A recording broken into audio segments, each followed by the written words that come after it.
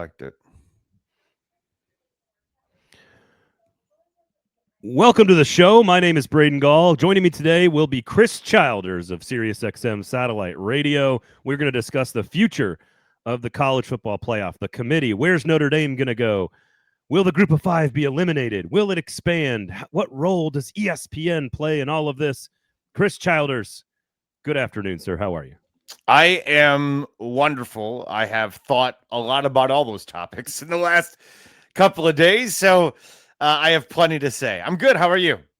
I'm doing wonderfully. It was a fantastic college football season. It was. Capped off by the most difficult decision the committee's ever had to make. And of course, that led to controversy, which those of us in the content business genuinely love. I enjoy the controversy because personally, I'm good with whatever happens in the tournament as long as they give us good football and a great championship game. All guests, of course, on the show, courtesy of the best coffee in the city. There are 4 great locations, but Chris, if you count all of the wholesale locations, which is a lot of coffee shops in neighborhoods, maybe like just like yours, Chris Childers, here in Nashville, Tennessee. If you go to your local coffee shop and you say, hey, what kind of beans you got? They're probably going to say 8th and roast beans. They wholesale at over 350 locations all across the city. You can order them and sign up for the subscription service like I do because I am a sick and twisted coffee drinker who needs a 5-pound bag of beans delivered to his house every couple months. And, of course, there are regular locations. You got Charlotte Ave, you got 8th Avenue, you got the airport, and you got West End. And you can buy that coffee at Nissan Stadium for the Tennessee Titans, the official coffee of the Tennessee Titans. But really, just go buy them anywhere in the city. They're all over the place. It's fantastic. 8th and roast. That's fantastic. I saw the thing at the Titans game the other day, but I wasn't sure. I'd never heard of it before, so I needed a little endorsement, and now I'm in. I'm sold. I gave you a large and substantial endorsement. Well, and that's the thing. It's hard to find. There's so much coffee out there, and you always get like, oh, there's this, and there's fancy or Arabica beans, and like, just tell me if it tastes good. That's all I want to know, right? I'm serious. Is it good or not? These beans, I have been grinding these beans at my house. I'm not kidding. For do you have the whole thing, like 2 years? Yes. Cool. That's cool. That's the way to do it. It grinds itself. Like I had a little grinder, but that was too much work, and so that is a lot of work. My guy Max, you upgraded. My guy Max at the 8th and Roast HQ down in down there, actually near where you live.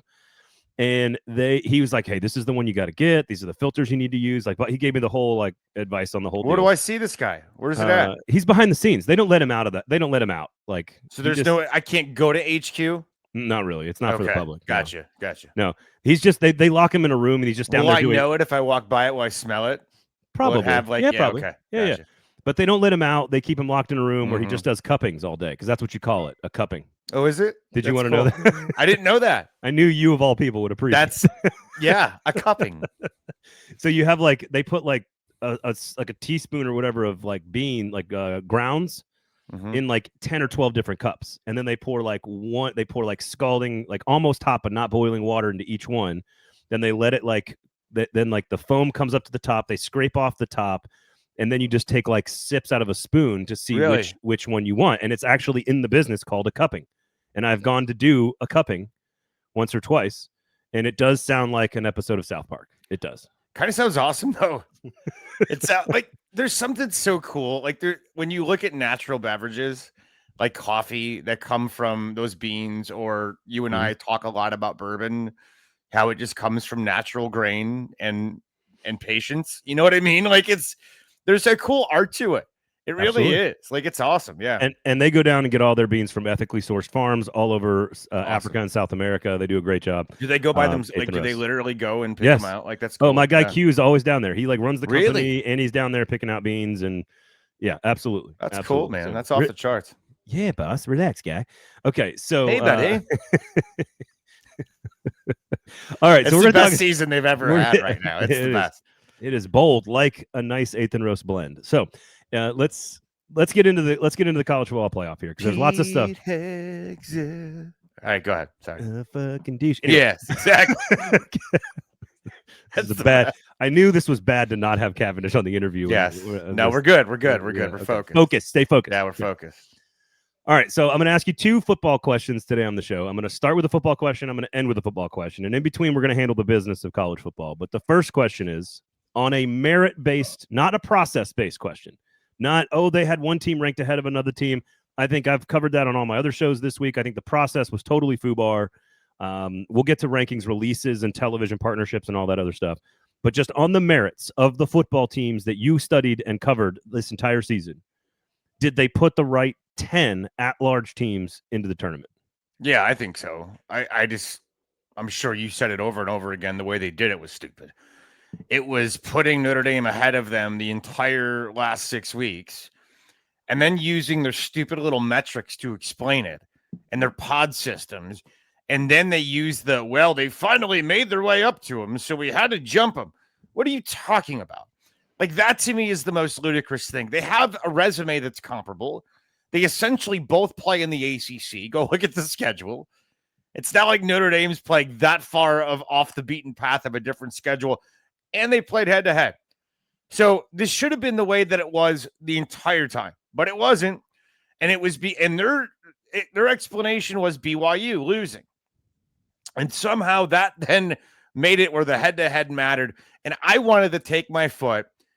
I wanted to drive myself to Fort Worth. And with all due respect to Hunter Yurachek, who I actually like, I wanted to knee him in the balls as a representative move to all other members in that room that what are you doing? You just showed us that there's no reason to pay attention to anything you deal to the final one. It's ridiculous. It's a very aggressive thought on your part. Gentle tap, man. I would say relax, guy. Love tap, yeah. So relax, buddy. So actually, and I want to make sure people that don't know you and your background, I think it is important to note that you just said that the right team was left out, which is Notre Dame. Mm-hmm. You are from Chicago. Yeah. You were raised a Notre Dame fan. So you have those listening have to take what Chris said there as like gospel that he believes it, because if he was a quote unquote homer for his childhood, he would have gone the other direction. So I'll play that role on the show, which is I actually think Notre Dame is like the 6th or 7th best team in the country. Like, I think they are so much better. I think they're better than Ole Miss. They could have won the national title. I think they're better than Ole Miss. I think they're better than Oklahoma, for sure better than Oklahoma. I think they're better than Alabama. I think they're better than Miami. Mm-hmm. But I agree, the process was the problem. And Alabama's resume objectively better than Miami's. In no way can you argue that Miami has a better resume. So anyway, I just wanted to get your thoughts on that. So now let's go. And if you wanted to compare 3-loss teams with Texas, it would have been a head-to-head. And if you wanted to compare with Vanderbilt, it would have been a head-to-head. And Vanderbilt, I know, would have had one less loss. But at the end of the day, there's no way in hell, if you thought there was any chance that in a world where Greg Sankey and Tony Petitti have that much power in this world, that Greg Sankey's championship game was going to cost the team a berth, you're nuts. Yeah. Well, no way. And that's the first business question here is, what do we do? What is going to happen to championship games and championship Saturday? Because the committee told us through their rankings, and I actually agree with this. Georgia didn't move up because of the win. Texas Tech didn't move up because of their win. Alabama didn't go down because of their loss. All we really did was flip Indiana and Ohio State on ceremony, which I'm totally fine with, the committee. But 90% of college football in the power conferences didn't play on that weekend. Mm-hmm. The first ranking, the last rankings that came out on Tuesday night were was every single regular season game for every team. They only moved BYU. BYU is the only team that really got affected by the outcome of a championship game, which was then their excuse to move Miami up one and then flip Notre Dame in Miami. So what happens to the value of a championship game, in your opinion, in the future? Because that Indiana-Ohio State game was a great football game, but it really didn't mean that much. The Duke-Virginia game was filled with desperation and very entertaining for another reason, for a different reason. What championship games were invented, RIP, by Roy Kramer in the early 90s, to make money, not to establish a perfect champion. What do we do with this game and that Saturday? What happens? Okay, so I've thought a lot about this, and I just want to preface everything I say by just telling you that the answer to all of this is money. And that's the answer to anything. If you ever want to see what the motivation is for anything, any business decision, the answer is money. Now, what's the question? So with that as the base, you just said something very important. Roy Kramer started this to make money, and it was a great thing. The SEC championship game for years felt like a Super Bowl. For any of us that have attended any of those during a certain period of time, I remember vividly that Tim Tebow, Florida versus Alabama, and Greg McElroy and Nick Saban. I mean, that felt like it mattered and then some, because it was access to either a BCS at the time or what developed into a 14 playoff. Once we got to 12, and Gunnar Stockton got hurt last year in the game. Carson Beck. Excuse me, you're right. Yeah. Carson Beck got hurt. Yes, thank you. Gunnar Stockton was decapitated later that game. Yeah, exactly. You're 100% right. Thank you for that. When Carson Beck got hurt in that game, that was the moment I originally thought we're going to get rid of these. Yeah. Now, the only reason you get rid of it, Mike DeCourcy asked me this the other day. He was doing a piece for his outlet. And I told him, I said, listen, Mike, they're going to go away, but they're not going to go away without something replacing. Yeah. Okay. Yeah. And the replacement's going to be an extended playoff. You're going to have playing games to this 12-team field. You know, if we could have had a Notre Dame Vanderbilt or something like that this past weekend, something will be in the place of these games that will draw many eyeballs, that will get lots of attendance, that will draw advertisers and TV revenue and everything, so that they can get rid of a dead weekend. Because, as you said, we watched the Big Ten title game. We loved the Big Ten title game, but the only bearing it may have had on anything was who was the top seed over who was the second seed and who wins the Heisman, maybe. And we'll see. Maybe, right? Didn't change my vote, but maybe. Well, I'm raising my eyebrows. I'm not allowed to mine either. I'm not allowed to say anything. It didn't change mine either. So make of it what you will. Make of it what you will, right? But yeah, when we decided that we were going to get to a point where we went to the 12-team field, and you were going to have an extra data point for teams, you were going to make them play an extra weekend that did not matter, which means that was an extra 60 minutes of risk for Fernando Mendoza. It was an extra 60 minutes of risk for Julian Sand and everybody else on that team. Same applies to Alabama. It clearly didn't matter because they didn't move off the line after losing by 21. Georgia, I don't think it mattered for them. They could have won by 100 and still been the 3 seed, because it was clear that the Big Ten and those two teams had the value that they had. So when you get to a point where that weekend that had so much importance and value means nothing, I guarantee you they will pretty fast put something in its place, and it's going to be an expanded playoff. And people could whine and cry and say we don't need it. That's not the point. I will tell you again, and I'll tell you 5,000 times, the answer is money. So here's another question that rhetorically that I'm going to answer myself here, which is, well, what do you do about player safety? You pay them with money. Sure. So I think the NFL does. I think you're right about this. And I think what's going to here's my idea that I've been like ruminating on with this, which is you sort of take other sports, take the little bits of them that you like that work, and then plug them in and massage them into the college football calendar. And I think what you do is you do 13, because here's the other part of this question, which is you can't have this conversation without also talking about two things. Expansion to 16, which is going to happen. Mm-hmm. Too much money to be made, to your point. And number two, I don't think the Big Ten, and I don't think the SEC will go along with this, can get the 4 automatic qualifier thing across the finish line. It's very politically unpopular. Yeah. Every conference doesn't like it. Most all fans do not like it. They don't want participation trophies for the rich conferences. So the way you get around that is stop making those play-in games about the conference. Because the 3-6 idea, right, the third place team in the SEC playing the 6th place team, which in the Big Ten this year would have been like Oregon having to re-earn their way in against Iowa with like a USC Michigan 4-5. In the SEC, third place would have been like Texas A&M having to re-earn their way into the playoff by playing the 6th place team, which would have been Vanderbilt. And then you'd have Texas and Oklahoma rematching to get back into the playoff, or Ole Miss, some form of that. And what I think is going to happen is you can't get it across the finish line, automatic qualifiers for conferences, SEC, Big Ten. But I think you can do it nationally with a bid into the playoff, the way college basketball does, and make a ton of money and sell tickets and sell advertising. Take the desperation of that Virginia Duke game we saw on Saturday night. You go 13 versus 20. You go 14 versus 19. you go 15 versus 18, and you go 16 versus 17. And Sure. those 4 games deliver you the last 4 seeds of Bingo. the 16-team playoff. Yeah. Then you have the No, you're right. you have You're on it. the 13 and those 4 games happen, guess where? In Atlanta, Indianapolis, Arlington, and Charlotte. Exactly. And you make them little bully kind of games. You put a name on them. You know, the play-in, whatever, in Charlotte or whatever. Sponsor it. Yeah, sponsor. 100. Exactly. Chick-fil-A gets one, and FedEx gets one, and 100%. What you just said makes the most sense, and I think it's the most likely to happen. I think that is how we eliminate the stupidity of what we just experienced on Saturday. I almost felt like I wasted my time. Yeah. When I woke up Sunday and saw the rankings, I'm like, why did I could have went to, a Christmas movie or went out to the, Opryland with my daughter or something. I mean, gone through one of those light shows, because that was a waste of time. I could have gone and cleaned urinals and it would have been more productive.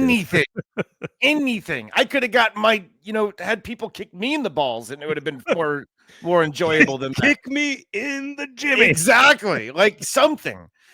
Oh my God. You're 100% right. That, because here's what everybody needs to understand. And I know you've said this a million times. I've said it a million times.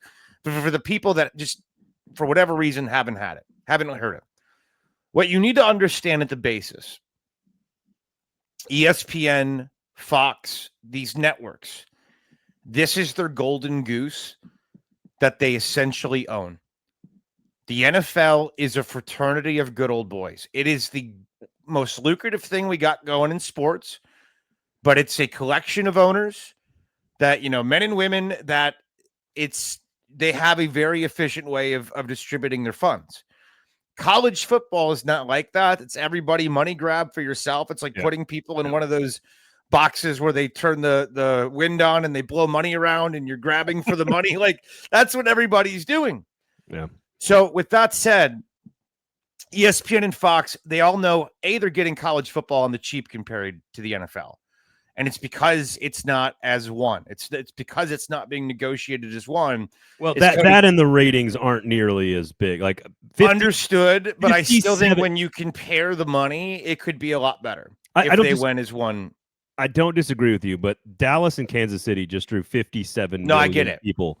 I get it. To a regular season game. You would have to combine almost every playoff game each year. I get it. From the 4-team era to get to one regular season NFL game. It's crazy. But college football is far more popular than Major League Baseball, the NBA, all these other things. Sure. So with that said, I feel we're leaving money on the table. And listen, ESPN and all that, they know that.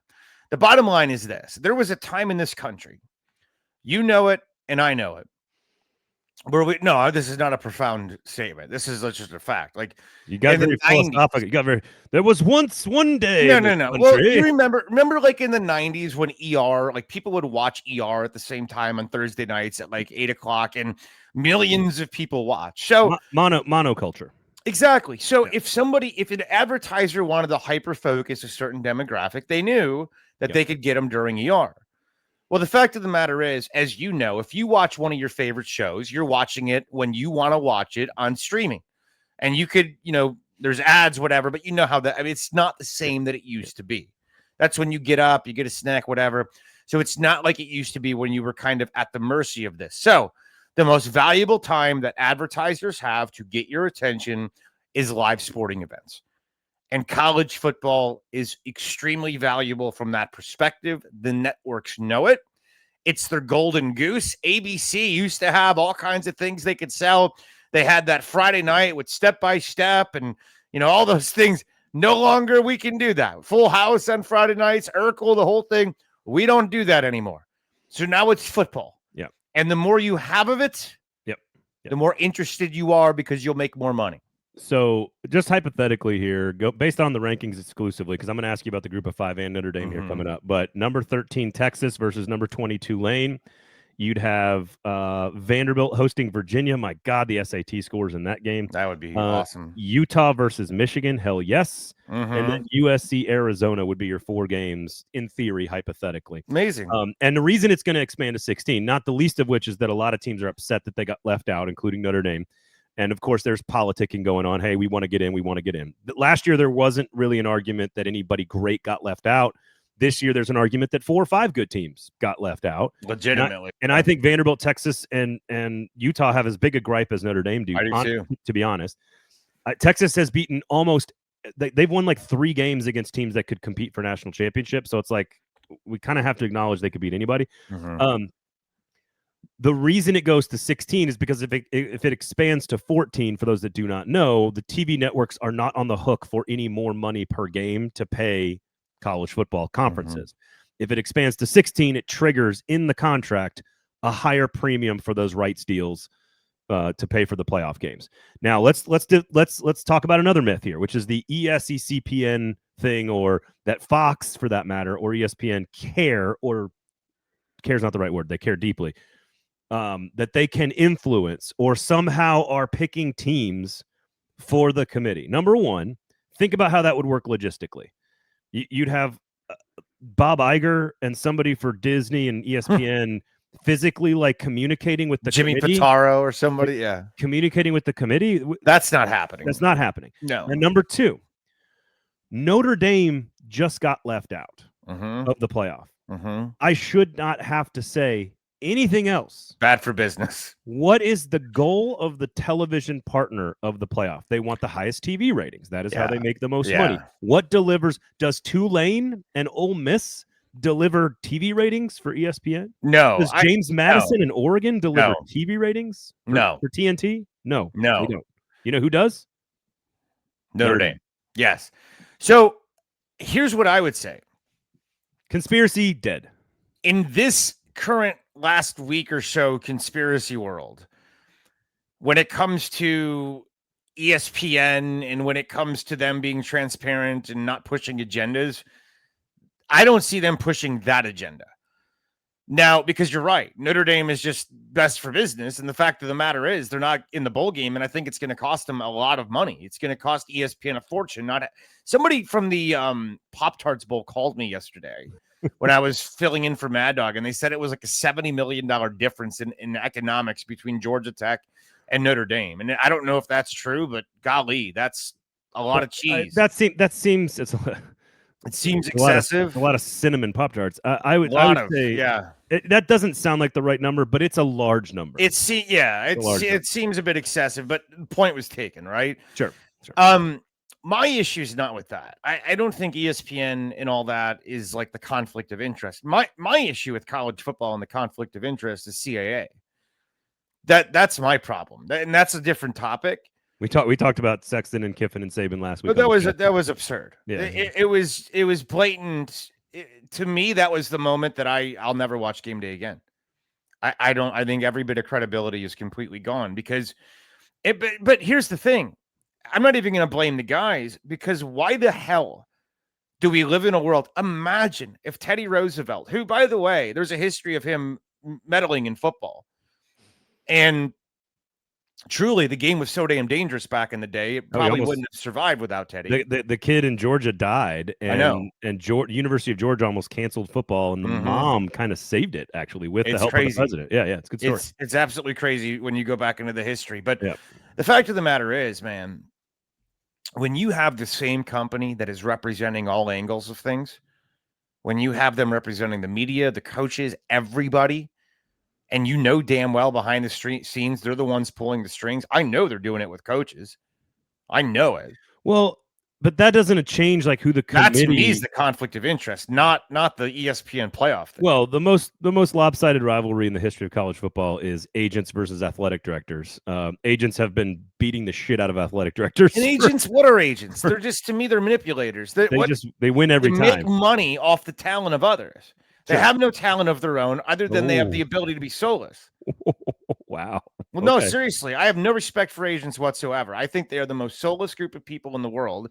I think it's absolutely effed that just because that's the way that it's done, that the TV executive, has their little cigar and bourbon powwow with the agents all the time and their buddies. And because of that, that's how you get a job. The talented people screw you. Well, in the summertime, these agents all have lists of like, here are my 8 top candidates for that job if it comes open, and he's already like talked to everybody on both sides of it. And the guy and the coach might not even be fired at that point. We're a little off onto a different topic here. The question I wanted to start with, do we believe that there is any actual influence by ESPN on the decisions that the committee makes? Because I would argue that Notre Dame being left out, in my opinion, being screwed, frankly, because I think they're better than like 4 teams in the playoff. Mm-hmm. I think that shows us clear cut that obviously ESPN, and in this case TNT, who they've sourced their games to, are not having any influence, because if they did, they would make sure that Notre Dame was in. So they just screwed Notre Dame, in my opinion. Agree. At their own financial best interest, against their own financial best interest. So to me, that puts that whole thing to bed. I always thought it was stupid. Now I think we have evidence that it's stupid. Can I offer a little? But where does Jim Phillips factor into it all? Well, so but that's my question. Were they screwed because Jim Phillips made them get screwed? Well, maybe we'll get to that. Okay. My question though is, what role do the networks play in the format coming, in the expansion and the playoff thing that we just discussed, the play-in format? To your point, Notre Dame's future, the ACC's future, the automatic bids, the qualifiers, like how much do we think the networks are involved in that part of this? I think they're involved in all of it. They have to be involved in that stuff. Yeah, I think that Pitaro, who runs ESPN, Jimmy Pitaro / I don't know if Bob Iger's meddling, maybe, because that's a potentially big money-making part of the Walt Disney franchise. So he might be at that level, but certainly Jimmy Pitaro and whoever's at Fox, Jacob Bowman, people like that. Absolutely. They are running this whole thing. This is their sport. If you think that the most powerful people in the world are Sankey and Petiti, you're idiots. They're just the ones that everybody knows what they look like. But there's a wizard behind the scenes. There's a puppet master, and it's ESPN and it's Fox and it's maybe to some degree NBC and CBS. But to me, Fox owns the Big Ten and ESPN owns the SEC. And it's their big money-making entities. And I absolutely think that they have a lot of say-so in how the sausage is made. I don't think there's any question. Which, back to our original conversation about money being the answer to the question, mm-hmm. If you try to find, like, how do we get more inventory to create dramatic inventory? And that is playing games. And that is 100%. Why I think after watching the Duke and Virginia game, which was a totally different type of entertainment than watching Indiana and Ohio State. Mm-hmm. Indiana and Ohio State was so entertaining, but for for different reasons. But it was for matter. Like historical reasons and like Indiana reasons, and that's what it was cool 2. Because Indiana won. Right. Exactly. The Duke Virginia desperation is what is attractive to television audiences, because you don't need to have good brands. No. And you don't need to have a bunch of diehard fans to make that game worth watching for casuals. And that is where you make the most money. You need 2 teams playing for a big prize. And if it's competitive and goes to overtime, people will watch it. So the games I just read off to you from a like 13 through 20, I included Tulane. I included Tulane into that conversation. So I'm curious, because I think James Madison is going to get destroyed by Oregon. And it's important to note that what happens in the games does not have an impact on whether or not you deserve to be in the tournament or not. Like, because James Madison gets destroyed doesn't mean they didn't belong in the game based on the metrics and the structure that we have for the playoff. So I'm curious. Good for the sport, good for the tournament. Business money says probably not, but I do think more interest in more games is still better and healthier for the sport. Group of 5 teams. How does the money answer to the question apply to the group of 5 here? And where do they fit into an expanded 16-team playoff, or play-in games, or having 2 of them in there, or one of, like, how does it work? This next question is going to be about Notre Dame in the same way, but I'm curious about group of 5. I've thought about this a lot over the years, especially because I got my undergrad from MTSU, and you know how much I've supported their football team over the years. At the end of the day, I really just truly believe that they're playing 2 different sports. Like when Middle Tennessee plays a conference game and Tennessee plays a conference game, yeah, the point is to get the ball in the end zone and, score more than the other team. But when you look at the size of the human beings on the interior that are playing the game, it's just different. And it would be the most strategic, unbelievable David versus Goliath in a football world to have a group of 5 team make it far. We already have an FCS playoff. We have a Division II playoff. It really kind of is stupid. And I can't believe I'm saying this, but it really is stupid that we have all of these teams under the same umbrella. The University of Tennessee and Middle Tennessee are a completely different business. It's a completely different operating budget. It is a completely different way of selling your football team, the buyer, all of it. It's just different. So do I think that James Madison being in the tournament and Tulane being in the tournament is interesting? It is that the little guy has a seat at the table. It is that more teams like that can dream. But if it's 21-point spreads across the board and it's non-competitive, I think this will be the last time it ever happens. I think they will continue to amend this tournament to keep that stuff from happening, where you have because at the end of the day, you want a good competitive tournament. You want something that people talk about, that they revere, that they look forward to.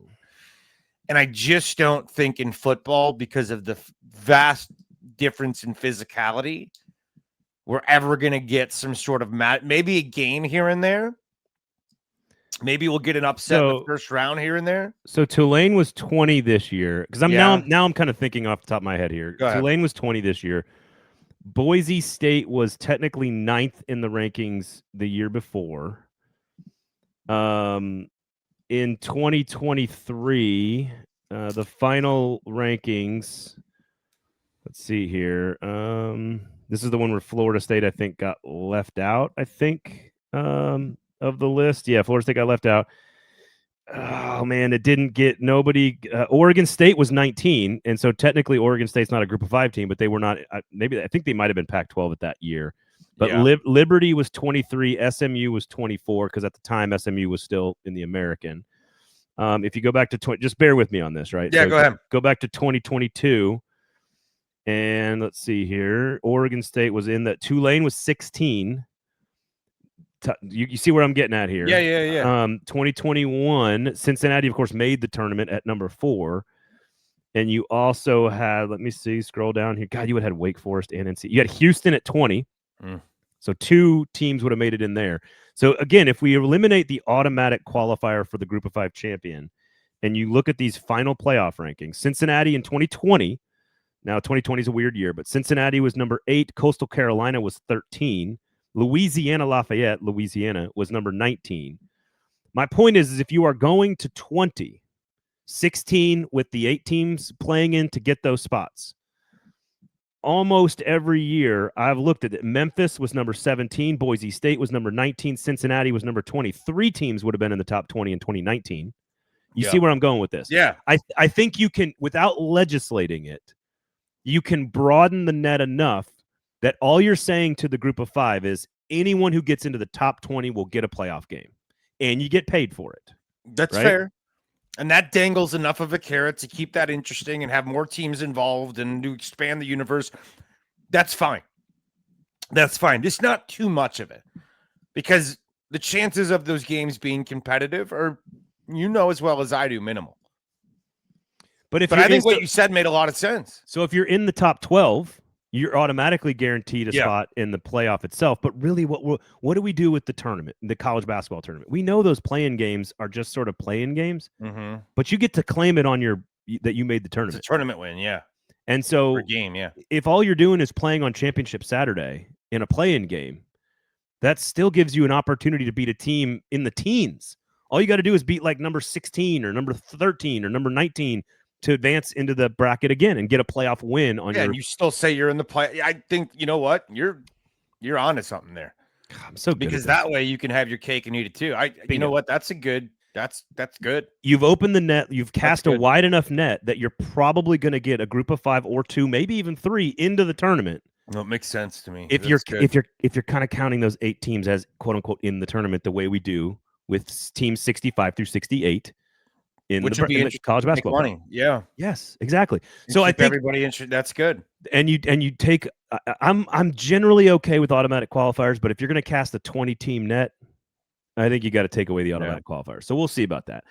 There's no way the Big Ten and the SEC could be upset about that, though, because they would look at it and they would go, "Oh, top 20, we should have 5 teams each in the top 20," which they do, which they will, and at least you will. It solves your it solves your conference championship Saturday problem as well. What about Notre Dame here? At Notre Dame, you're a giver. You're finding solutions. That's what I am, man. I like that. I just bring people together. Eighth and roast. Freddie O'Connell over there. Eighth and roast. Oh, he's having a time. He's having a time. So Freddie. Notre Dame is interesting. The 2 things I've always said about Notre Dame: they will not join a conference until A, they can make more money, and B, they have better access to the tournament, the playoff, the national championship. And I don't think either of those 2 things have happened. They got screwed this year, in my opinion, but neither of those 2 things have happened. If anything, what's going to happen is it sounds like they're so pissy right now that they're going to end up getting more. They'll get more. They're going to extract more special treatment from the other people. And if they're going to extract more special treatment, that actually is pushing them further away from being in a conference. Oh, yeah. Trust me. You know where I'm at on this? This might be weird, and I've never said this to you. I don't care that Notre Dame is in a conference or not. 90% of the teams don't have a 13th game. They don't need to have one. Oklahoma didn't have one. Ole Miss didn't have one. A&M didn't have one. Oregon didn't have one. Miami didn't have one. Utah didn't have one. Texas and Vanderbilt didn't have one. They're all in the top 15, and we all debated them just fine. Sometimes Notre Dame's schedule is more difficult because it's independent. Sometimes it's easier because it's independent, like all schedules. We also complain constantly, personally, that the conferences are too big, and part of the problem that Miami wasn't in the conference championship game was because the conference has been expanded so large that we don't play each other enough, and the tiebreaker's all FUBAR. So why do we want to make the conferences bigger? I don't know. I don't think anything changes with Notre Dame because of this. If anything, I think they get more dug in on their independence. You're right. And thanks for joining the show, Chris. You're welcome. Hi. Here's the thing, dude. Notre Dame right now has everything. Jack Swarbrick put it in an amazing position. From a playoff position, from a independence position, from an everything position. Notre Dame has everything that it ever wants up until Sunday, where they thought, and it was funny because they were teased. They were teased for 6 weeks. You're in. And then all of a sudden, 2 weeks ago, they decided that the Alabama win over Auburn was so impressive against the bad Auburn team on the road that they were going to go ahead and slide them in over them and then eventually slide Notre Dame out in favor of Miami. So bottom line, when Pete Bavacqua says we're not going to a bowl game, I know that ESPN is pissed because to your point, they didn't impact the committee, but they're taking it right now on the chin because that's a lot of revenue that has gone by the wayside. And here's the thing. Notre Dame's got the upper hand. They can take their ball and go home. And that's, to me, why they did it. Yep. They wanted it to be, hey, you want to screw us? We're going to screw back. And we're going to screw back with an iron fist. And we're going to hit you in your wallet. Remember, Pete Bavacqua was a television executive. Oh, yeah. He was the head of the CBS deal. Or NBC deal. He's also sounds like a cologne, but that's neither here nor there. Pete Bavacqua. And not like a good cologne, but like the one you'd find at Walmart. No. The one you find at Dollar General. CBS. Yes, yeah. Enjoy some Pete Bavacqua. Your lady can't resist. Listen, smell the independence. Can we swear on this? Yeah, of course. He's fucking them back. Yeah. He got fucked, and he's like, all right, baby. You want to fuck? Let's fuck. I mean, I think that's too many fucks. Well, listen, that's what he did. What's interesting is I've been asked this twice now by people that I think are pretty smart. Hey, do you think this could impact any future contract negotiations with ESPN? And I'm like, no. because yeah, meaning like, oh, if he's publicly destroying ESPN, taking money away from them, and all this stuff. If they came back to the table in 2 years and they said, "Hey, ESPN, we're thinking about leaving NBC. Would you like to sign us?" ESPN would bathe in sulfuric acid, dude. And the to sign party Notre they Dame. would throw, they would change their name Notre Dame Network. That's right. Yeah, are you kidding? Notre Dame Network brought to you by ESPND. Yeah, exactly. Yes. Look, your brain is on. Hey, I just had my 8th and roast. I need some. I didn't had caffeine at all today, and I'm feeling good. Really struggling out. Feeling good about my 8th and roast. I did take a nap before the show. 4 great locations, almost 350 great locations all across the city of Nashville, Middle Tennessee. Go check it out. All right, what else we got here? Have we exhausted all the business decisions that are coming here to college football? I don't know. I know that I have to remove things from my bowels here shortly, but oh my God. What? Jesus Christ. What? Dude. What'd I say? I do. I've been waiting for Stop. 51 minutes. Stop. I've literally never told you that you went too far on a show. It's never happened until today. That was too much. Me having to take a crap is too much. That's even better. I like that better. That's a better way to say it. Then removing your bowels? Look. Stop. You're like Rick. You have like that weird 8th and roast, baby. Gotcha. 8th and roast. No better way to evacuate your BM than with good quality coffee. A little colonic. Oh my God. You can cut that out if you want to. Nope, no, leave it in. We leave it in. Right. We leave everything in. Unlike your bowels.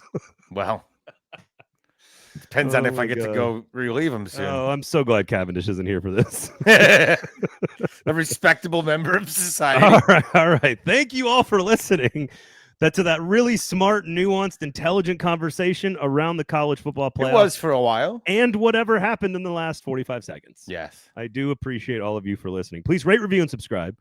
And of course, give us 5 stars. If you do not give us 5 stars, you are a hater. Make sure you follow Chris on all the social platforms. Tell everybody where they can find you, where they can listen to your conversation on the air. At Childers Radio is the way to do it. And you can listen to me on Sirius XM on College Sports Radio with Rick Neuheisel for now, unless he gets the Washington State job. And Mad Dog Sports Radio on the weekend. And I would tell you to listen to me on NASCAR, but that show went away. So there. Do you know how I could cover the Titans? I really want to do that. Yeah, you come work for me, big guy. Can I do that? Yeah, of course. I would love to do it while I just cover the Titans. Yeah, I got you. All right, I got lots of shows. All right, cool.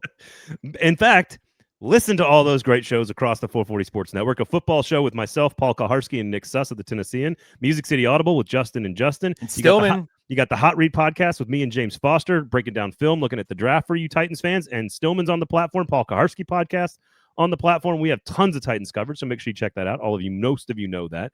SEC Football Live with me and Trey Wallace. You've got the Gold Standard covering the Preds with me and Emma.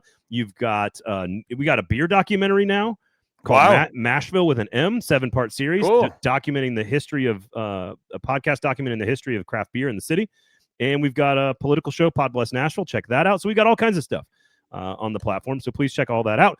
For Chris, I am Braden. Thank you for listening. We'll talk to you next time, everybody. Peace and love.